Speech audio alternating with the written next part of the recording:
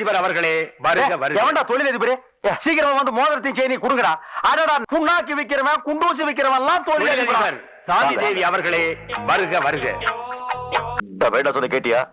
இப்படி மாட்டி விட்டிய வெளியே ஓடி போயிடலன்னா கதை வேற சாத்தி விட்டானுங்கப்பா. மான குச்சி இருந்து நீட்டினா மோதிரத்தின் செயினி அதுல மாட்டி விட்ட மாட்டானுங்க. ஐயோ, அது நான் இல்லைங்க.